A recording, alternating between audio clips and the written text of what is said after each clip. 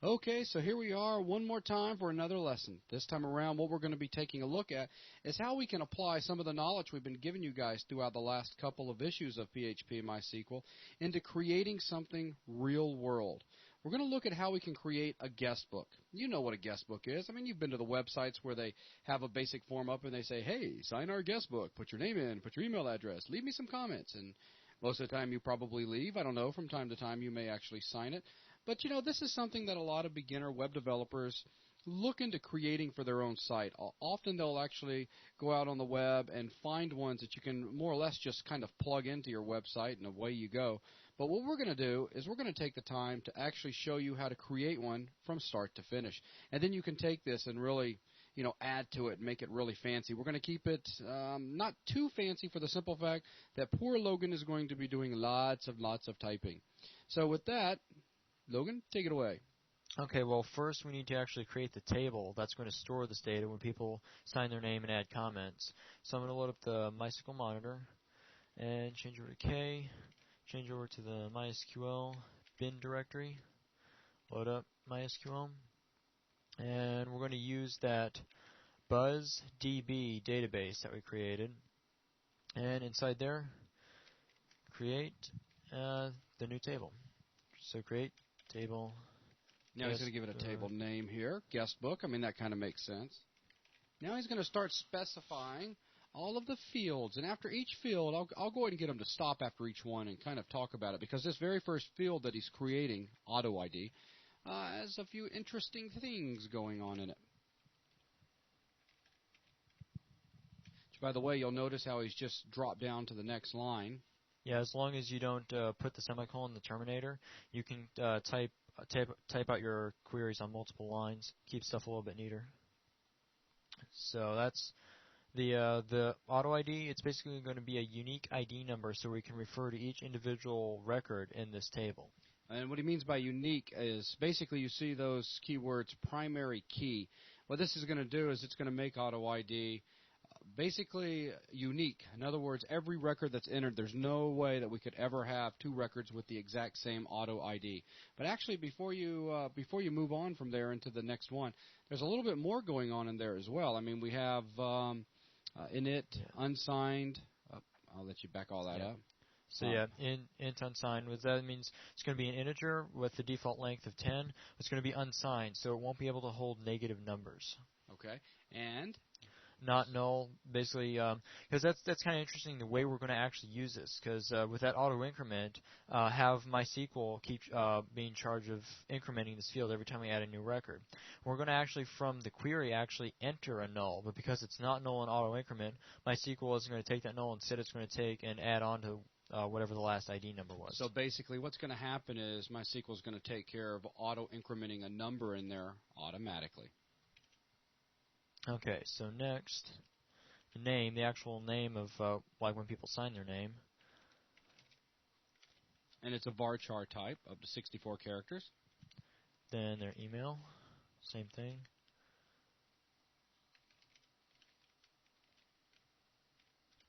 And the comment's going to be a little different. We don't want to specify a length, so we'll just use text. So it's a undefined length length of a message that they could enter. And it's date auto int. This is how we're going to actually store the date. And instead of using an actual date field, we're going to store this as an unsigned integer. The reason for doing this is the actual format that we'll be storing dates in the database is in a timestamp, which in a sense is just basically a really long number holding the number of seconds up to the current date. And we'll be using a certain function inside of PHP to actually read that and convert it into a more easy to read format. Very nice, very nice.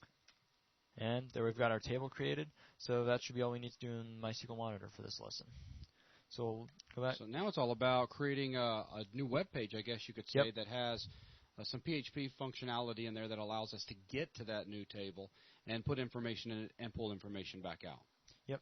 So I'll start a new script, and this time I'm not going to start out with the PHP block first. First I'm going to write the actual form that will be used to accept input.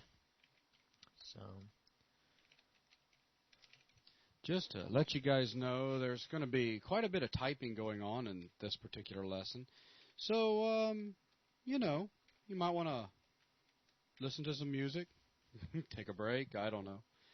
You can listen to music while you're just watching these letters type across the screen. All right, now here's one trick I'm going to put in this script. Whereas before I had to specify what script, what action, so where the form is going to be submitting to. And same as last time in the var test script, we're going to be submitting to ourselves. So instead of having to go ahead and figure out what we're going to name the script, we can actually, the name of the script is actually stored in another predefined variable. So I'm going to type that out here. I'm not inside of a PHP tag yet, but inside of these double quotes, because up till this point, PHP is ignoring this until it sees an opening PHP tag. So inside here, I'm going to go open up a PHP tag, and I'm going to have it actually echo out that predefined variable. And that variable is $_server, and the element in that is PHP self. So basically what you're saying is this is going to be replaced by the name of whatever this particular whatever the script is document called. is. Okay, cool. So then I'll just close out the PHP tag, and let's see. So I'll go ahead and end the form here. Let me see. So now I'm actually going to, well, we'll get a little bit fancier than an all-out basic form. I'm actually going to specify a font. Just makes it look a little bit nicer.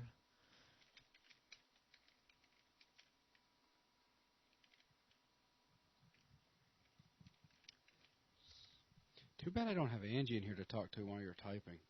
Because then there could be like some conversation. Because I know if I have a conversation with you right now, it would totally screw your typing up. He's smiling ear to ear, by the way. For those of you wondering, Angie is in the other room right now, filling out CDs and putting stickers on mailers. Bless her heart.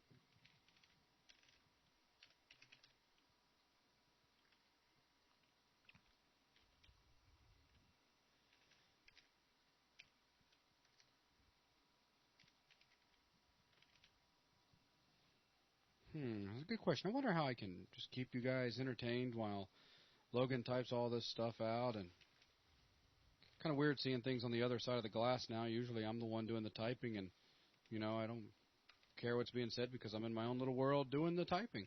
But now here I am sitting here just kind of waiting with you guys, watching them type all this stuff out on the screen, looking around the office, checking my email. Nothing new happening. That's good. Everything seems to be pretty quiet.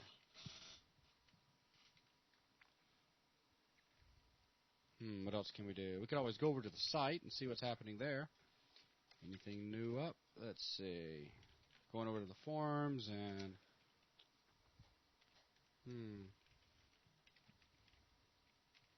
Nope, nothing really new going on.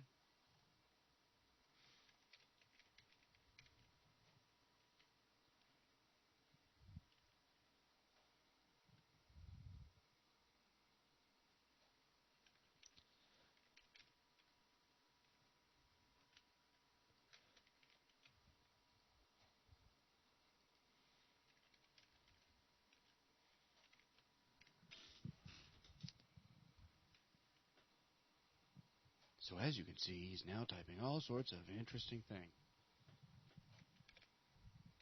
Setting up the form for name entry, email entry, for comments.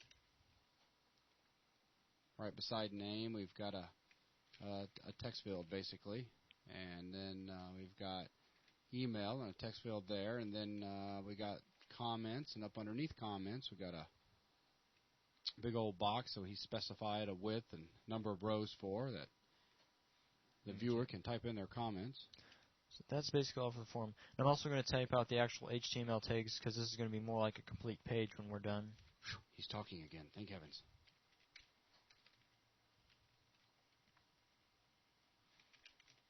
Oops, that's a tag. So title will be guest book.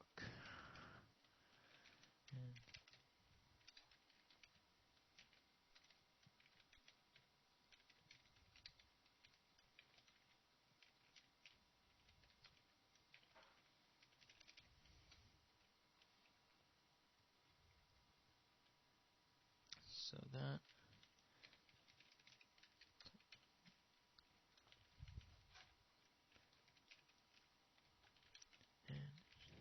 lots of HTML stuff. So there we actually have a form, and form set up to submit to itself using the method post, and then specify the input fields will be inside this.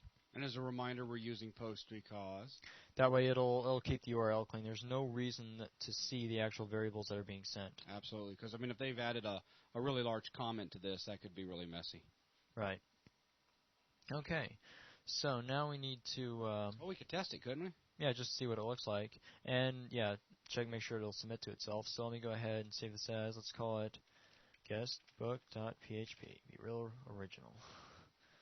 So load it up and see what it looks like. And looks like I missed field. Good thing we did some testing. Email type equals text, name equals txt, email. That's interesting. TY. No input. It's input type. That was called troubleshooting. That wasn't even an input tag. So now, name, email, and no missing a submit button, which is really easy. Just go in and add the actual submit button. So I'm going to put this inside of a center tag, keep the submit button centered up.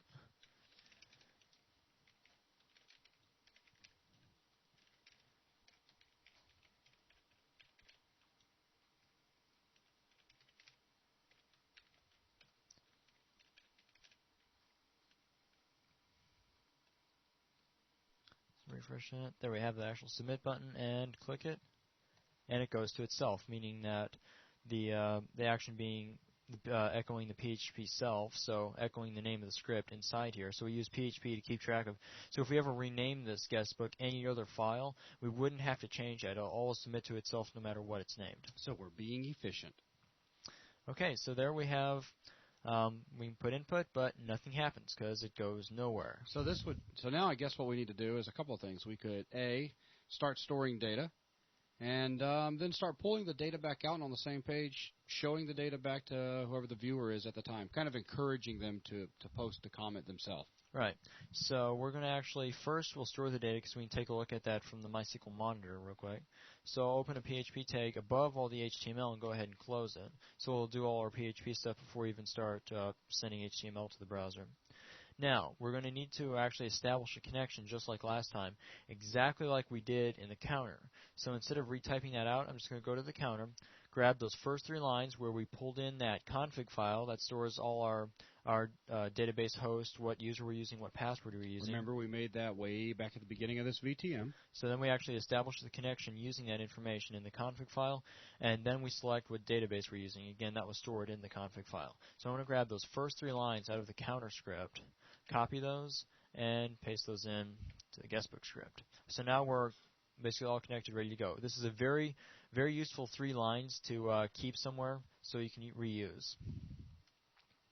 So now let's go ahead and check to see if there was input. So let's see. Let's do that. Store that $var equals. Remember we used get, and then later we used $_post to get input. So doing the exact same thing as for $post, and we're looking to see. We could do some advanced check and go through and make sure they entered their name and their email and so on. But for the purpose of this, we're just going to make sure they entered their name. So as long as that we name this text field txt_name, as long as there's an element named txt_name, we'll say it's okay and let them let that record be written to the database. So we'll start an if and say, let me see. If I want to do it the same as before, do $len equals strlen $var, so we get the length of whatever characters they typed in for their name. So as long as len is greater than 0, then inside this if block, we'll do all our writing to the database. So as long as they wrote something in the name box. I'm going to add some comments inside that if statement, just letting, it's kind of keeping up with some. So only write to database. So it's just dropping some comments for whoever may come in later and reread your code, or even for yourself in case you forgot exactly what you're doing. Adding these comments can be very, very helpful and a big time saver. So if there is in fact characters written in that name field, we'll go ahead and get the rest of them and store them. And we've already, as a matter of fact, I'm not going to use var here because we'll need that later. We'll need to know what the name was because we're going to be writing that to the database. So I'll actually call that name because we'll be using that in just a second for actually storing in the database. So now we've got name, checking the length of name, and we'll go ahead and, providing that name was written, we'll go ahead and get the rest of the input from those text fields and put those into their own variables as well. And this one, remember before when I talked about the register globals thing? We wouldn't actually have to be doing this. We'd be able to just access stuff through $_name. But again, if that's not turned on whatever server you're working on, you'll have to access the variables like this. So post, see if there's a txt email element. Store that in $email. Comment. See if there's a txt underscore comment. And now for the date, notice that there is no input field for the date. And what the date's going to hold is what the exact time was at the moment they hit the submit button. So it's not an actual input. We're going to store date is, we need to find what the time is right now. So far, the user has loaded up this HTML or this form. They've inputted data. They hit submit. And then this page called itself again because its action is set to PHP self. So then they hit submit. This code gets run, and they do in fact have a name. So the length is greater than 0. Now we've got the email, the comment, but now we need to find what the date is right now. To do that, you can use a function called time. What time will do is return, it's called a timestamp. It's basically just an integer, and it will return the date in seconds. So we're going to store that in date for being put into days. Remember, we made the date auto field an integer. So let me see. I'm going to go ahead now. So now we've got all the data together. We've got the name, we've got the email, the comment, and what the current date is. So now we need to actually set up the MySQL query. So we're going to say query equals, and query will be an insert into that guestbook table. And now we're going to go ahead and specify what exactly we're going to insert. We're going to be inserting into the fields. Actually, let's see. Yeah,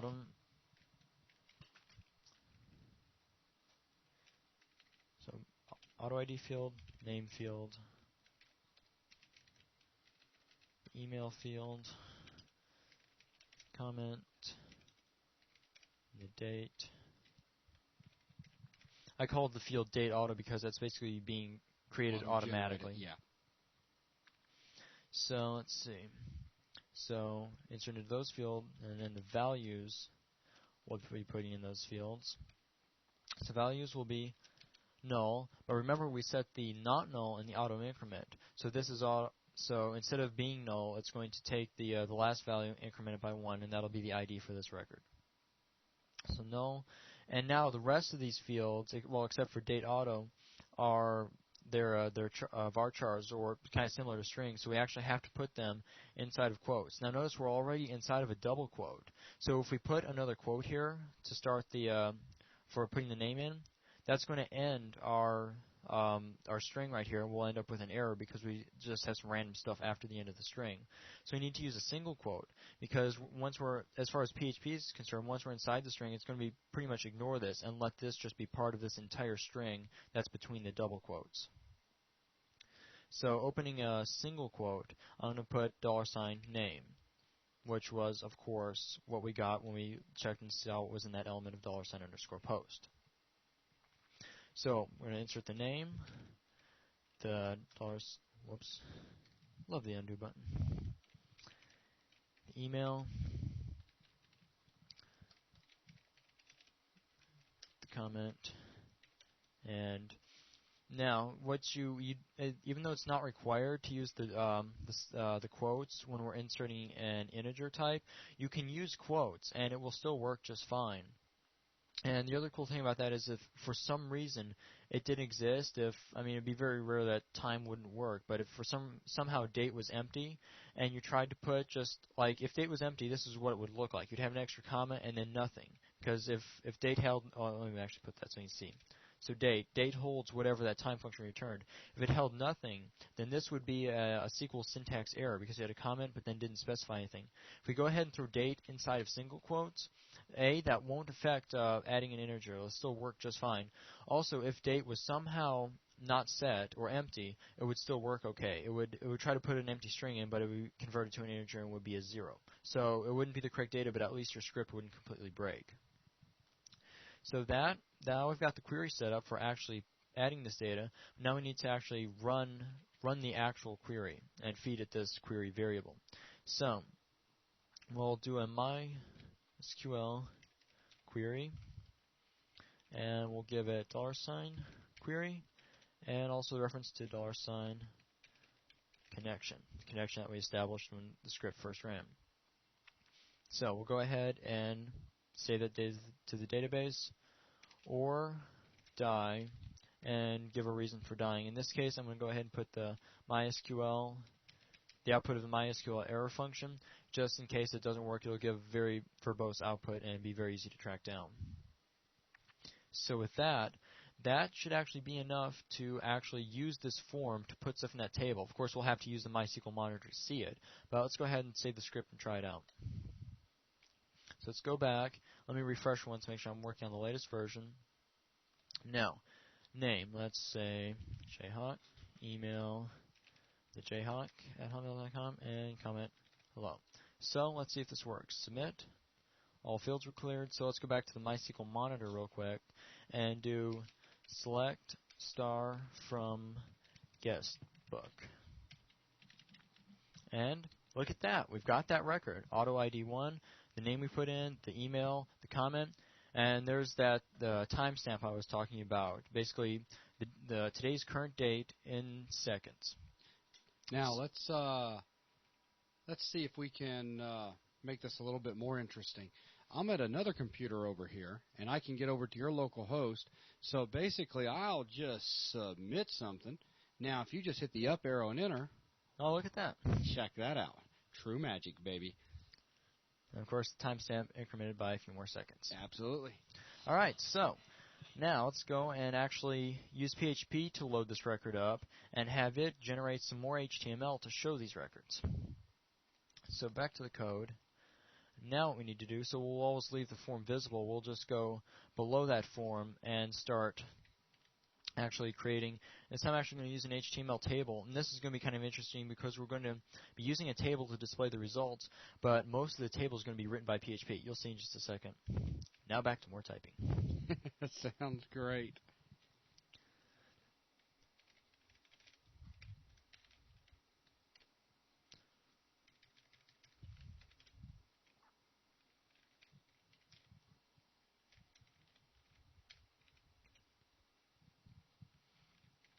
So I hope everybody out there is enjoying what we're doing, and good old Logan's over there working so hard to get this stuff typed in fast for you, and I'm just now yakking so that I'm keeping you company for a minute, so that you're not too bored.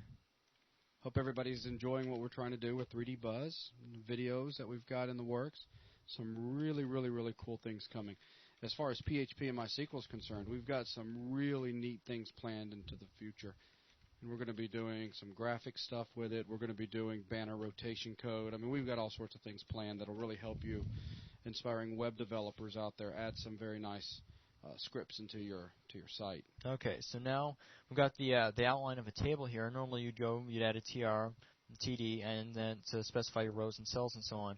But this is the part, this table is what's actually going to hold the results of the MySQL query we're going to run.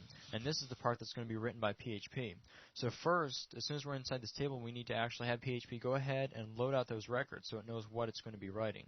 So I'm going to open up another PHP tag and tab on over And you saw before when I ran this query, I didn't do $result equals the query. That's because I don't need to know what's in it. It's not going to be returning anything back out. Here we're actually getting data, so I need to go ahead and say $result equals, and then run the query. And yes, I'll be typing out the query variable in just a second. So query $connection. So connection. There we go. So, all right, the query we're going to be running is, we need to do something very similar that we did when we ran the select star from guestbook, except that we're going to make sure we order by the date autos, make sure we always pull records out in order. So it'll be almost the same, just add a little bit more. So select star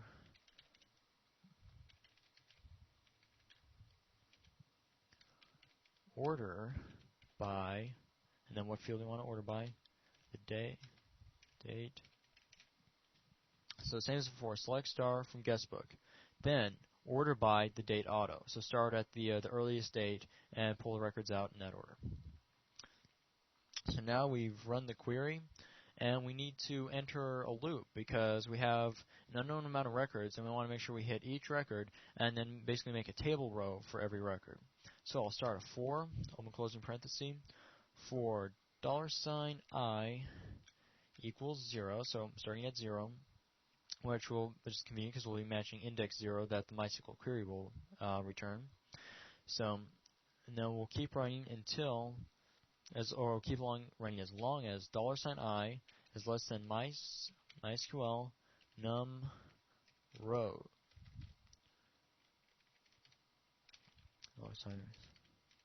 Alright, MySQL num rows. You specify a result from a query you've run, and this simply will return the number of rows that this query returned. So we want to make sure we run as many rows as we return from the database. And basically, for those of you guys that aren't up to speed on databases, when he talks about rows, he's talking about number of records. Yeah, the individual records, number of individual records. Okay, so and then finally, $I plus plus. So increment it every time this loop runs. So we'll open curly brace, close curly brace. So inside here we'll execute code for every record that we have in the database. So the first thing we want to do is go ahead and actually get some of that data back out and put into some easy to use variables. So $name equals MySQL result, and again result takes in $result, so we're getting the results from this MySQL query that we ran. Now, before, when we got the record for the counter, we just assumed that it was going to be record 0 because that was the only record that we had in it. We never added more. In this case, we have an unknown number of records, and with this for statement, we're looping through each one. And so each time we run through this, I is going to be incremented. So I will be 0, then I will be 1, and that's what we're going to refer to which record we're going to be pulling out of the database. So we're going to put $I, this specifying what row or what record we're looking at, or that we're currently looking at. And then finally, the name of the field that we're going to be returning. So we'll grab the name, let's see. So yeah, let me grab the monitor so you can see this. So here we have the records. Now, this $I won't always equal auto ID. It's just going through and saying that this is record 0, this is record 1, and that's how this loop is going to run. It's going to run first time through. It hits $result, so this query, record 0, which would be the first one, and the name, this field, and then continue doing that for the next record and so on. So we load the name in and do the same thing for email and comments, and actually date. So let's copy that line 4 times. So I'll return the email out from the email field, grab the comment field, and of course the date field. Alright, so we've got our data loaded. Now we need to actually start doing something with that data. So next we go and let's see. I'll actually add this part in just a second once you see what's going on. We're going to make in the end it'll be a table, and each cell will have alternating colors. I'll add that feature in just a second. First I'll actually get the table to show. So we'll start an echo, And I'll start a single quote. Up till now, I've been echoing with double quotes, but in this case, we'll need to echo some HTML, and the HTML is going to have double quotes when we specify like a name of a field or the width or color or something.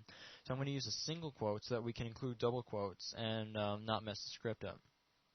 So starting a single quote, I'm going to go to a next line. You can have multiple lines inside of an echo, and tab over a little, and there we are, starting the table row. Yeah, just a second ago he was saying he was going to create a new table. That's not exactly what. Oh yeah, this is an HTML table, not a database table. Exactly. Yeah, and even then, inside HTML, it's not that it's a new table that's being created. It's new rows new and row. columns. Yeah. Yep, my bad. Okay. No, that's cool. So I'm just TD adding a little in. Width equals 50%. So again, if we'd use a double quote here, the double quote would have ended. We would have had to use like different methods that get a little messier to keep this all together. So width equals 50%. BG color equals. For now, I'm going to set this to something. We're going to be enhancing this just a little in a minute and actually make the colors alternate. But for now, it'll be hard coded to. Yeah, that sounds center good. sign. So you're just going to keep them the same color every time for the first. For the first run through, yes. Awesome. So start the cell and go ahead and give this a font as well.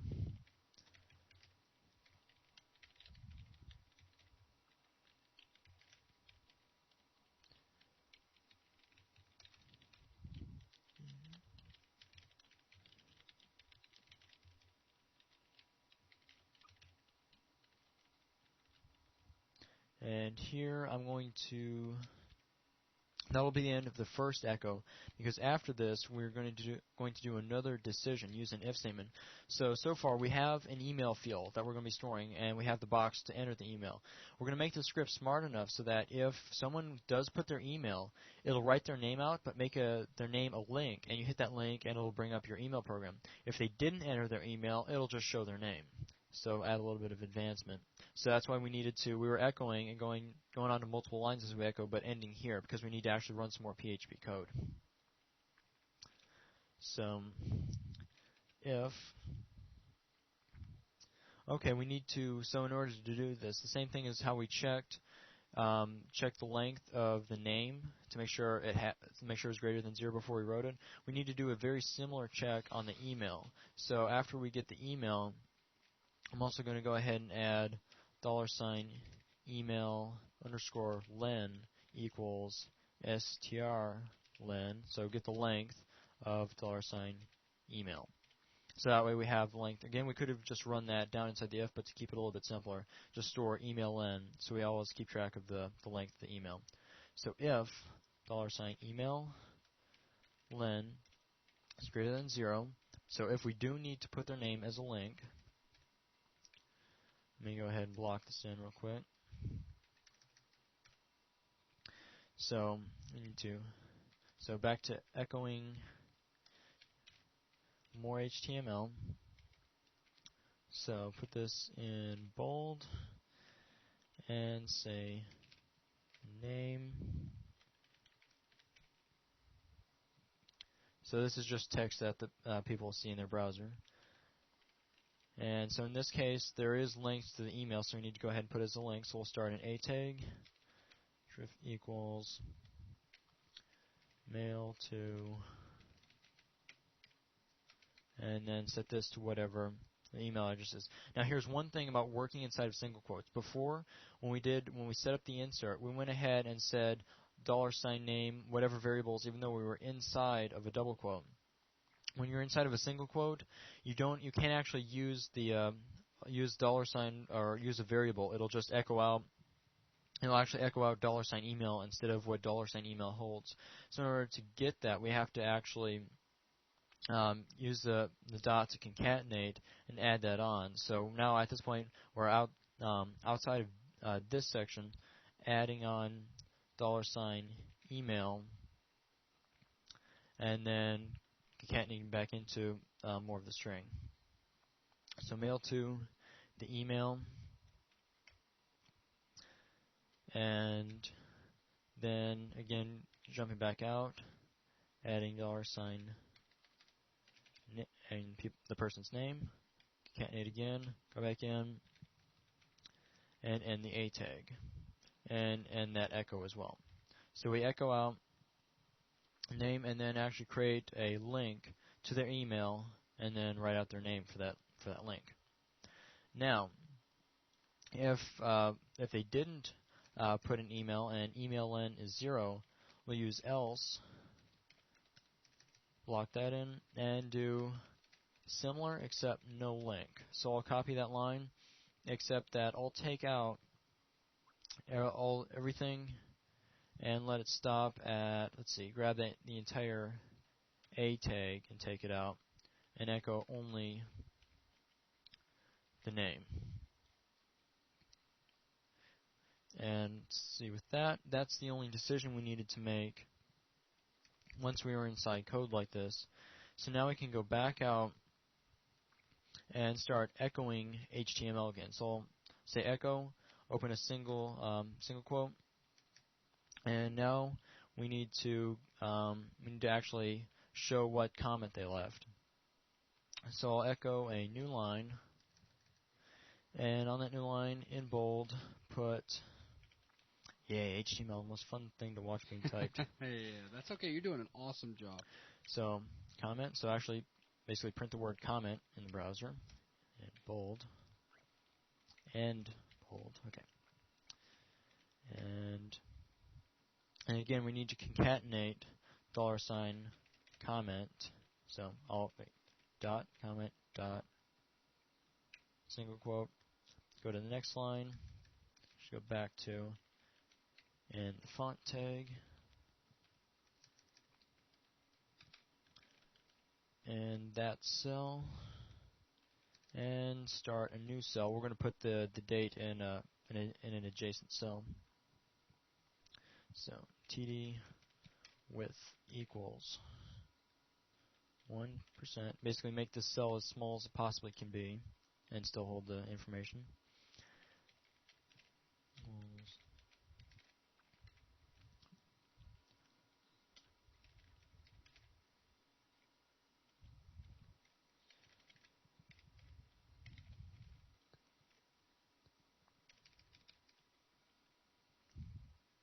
Okay, start that cell.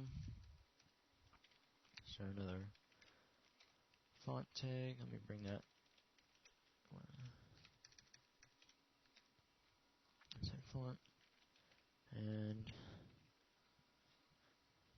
5 hours later, actually echo out the date.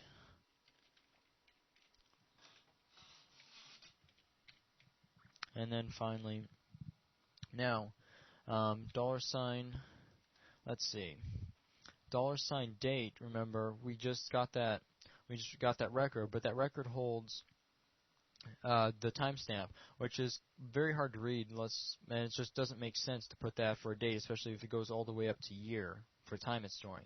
So we're going to actually have PHP format that back out into a more easily readable format, more normal format. So date and $show date equals, now we're going to have the date function inside of PHP take in, let's see, we're going to tell it to format by hours, minutes, seconds, and then month, day, year. So this date takes in 2 arguments, the first being how you want to display the date, and the second, the optional one, will let you specify a date that you want to format. So it'll take in a timestamp, or basically that integer date that we had stored in $date, take that in, and then convert it into this format. So hours, minutes, seconds, month, day, year. And then this is what it will return out into $show date. And they can, of course, find more information on how they can do formatting. On php.net. Exactly. Right. Because, yeah, you can change all this around. Because individual characters like these colons and the spaces mean nothing to the function. Only certain letters and numbers, depending on how you specify them, will actually be turned in. Like H will be turned into hours and 24-hour format, so on. So this actually has $show date has the date in human readable format. So we'll echo down here where we're actually showing the date to the user, $show date instead of that really long number. Dot, and then open up the single quote again, And let's see here. And the font. And type this in the right order. And the cell. End of that table row. This being the HTML table.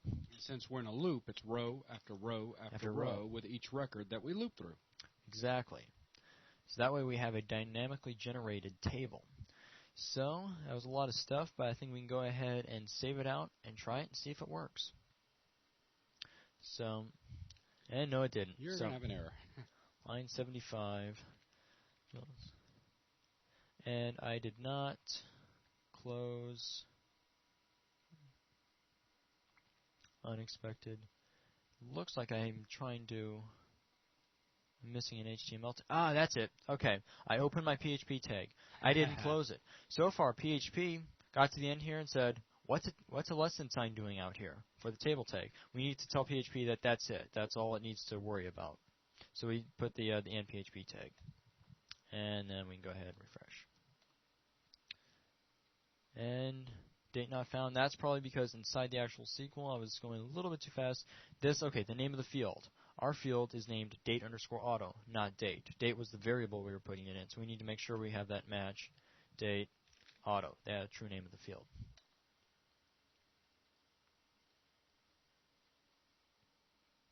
And there we go. Let's see.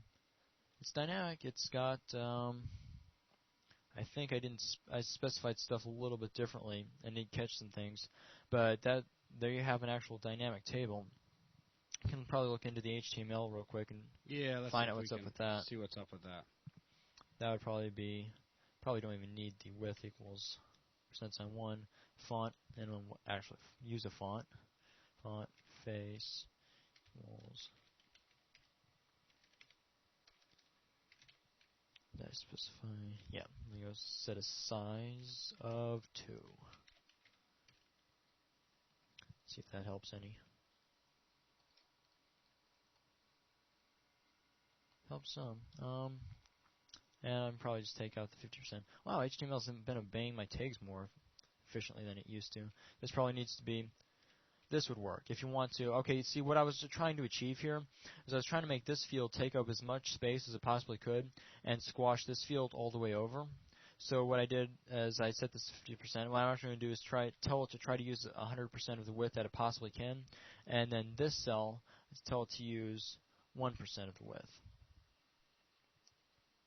And yes, that's closer. That's what I was trying to achieve, where this takes up as much space as possible, and this gets squashed over into the edge. Okay, we're missing some things also. Outside of just the line issue, we've also got our name that's not being set. Right, along with a few things being repeated or something. That is when you're hitting refresh, the browser resubmits the data, and you get it adds multiple records. It could add multiple record check. In order to fix it, you'd have to do a query first, see if that name already exists. If it does, not allow the record to be written. But first, the setting, the name field was missing.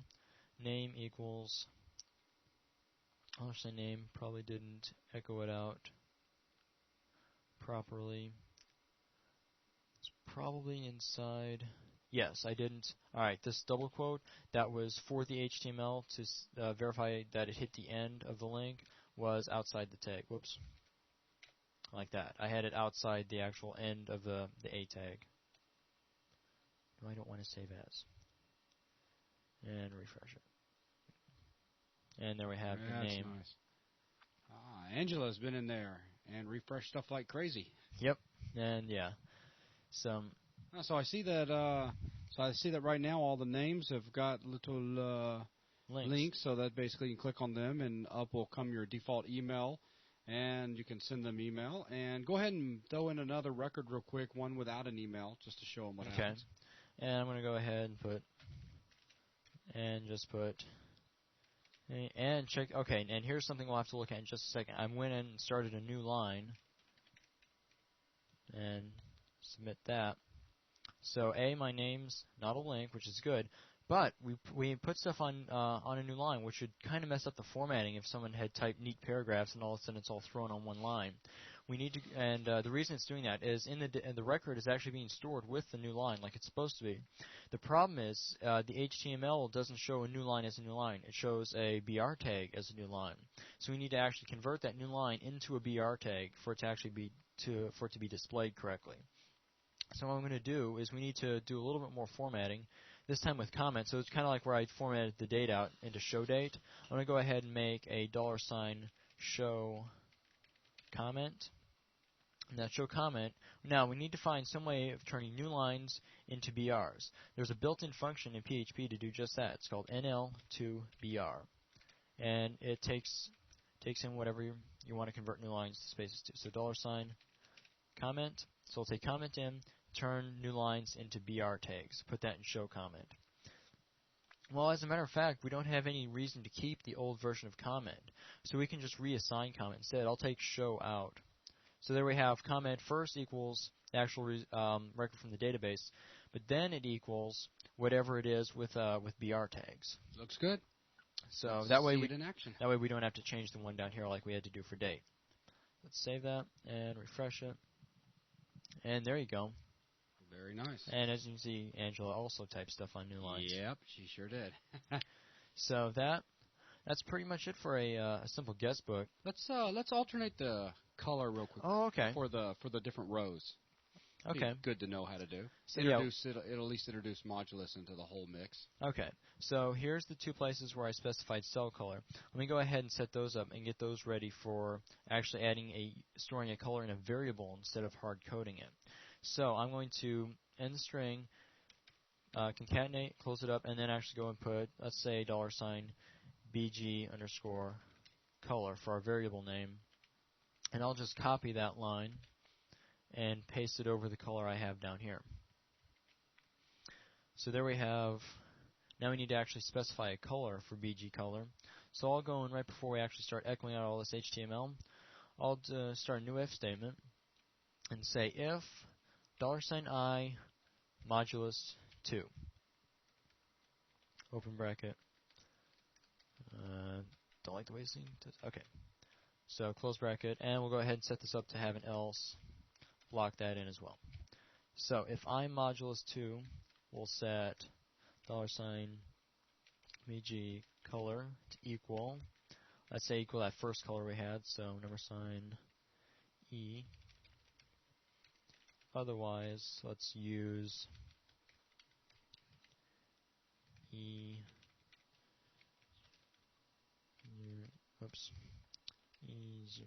like such. Yeah, like that. Okay. So now I have our color set up. So I'm modulus 2. That'll basically just give the remainder of I divided by 2. And if it's anything other than, if it's odd, then it'll have a remainder and you'll get a background color of this color. Otherwise, you'll get our alternate color. So odd and even. Exactly. So go ahead, grab that, and there we go. Oh, look at that. Isn't that looking just nice? Okay, so if you want to take 1 second, pull the code back up and just kind of recap over the entire thing. Okay, so we've got, first thing we did was we created some of the HTML code and then the initial form that we were going to use. We did a little trick in the action to make sure to have PHP fill in the name of the script so we don't have to keep track of that. It'll always submit to itself. And then, of course, set the submit method to post. Specified our fields, their types, and their names. So then we went and we actually established through PHP, established a connection to the MySQL server. And we went in there and we started using the predefined variable $post, which held any data that we might have submitted. Check to make sure that we did in fact write a name, and if we did, go ahead and write all the data in our form into the database by first loading it into variables and then actually putting those into an insert SQL command, running that command. So finally we went and added some more PHP that wrote a sort of dynamic table by going and creating as many table rows as there were records in the database table. So we had to go in there and load out the various fields we had, and then do some special stuff. It added and we created an extra variable to hold the length of the email to decide whether or not we should even put the email. We formatted the comment to correctly display new lines, and then we went and formatted the date to show in a more human-readable format. And of course, added alternating background colors to the cells. All right. Well, that's beautiful. So with this, I guess all you viewers out there, if you're interested, see if you can take this and jazz it up. If you come up with something really cool online that's functional and make it look a little bit nicer than this, hopefully a lot nicer than this, post a link for it on 3dbuzz.com up under the PHP section so that we can take a look at what you've done, what you've learned from this VTM right here. So with that, that's going to conclude this section. And thank you very much. See you guys.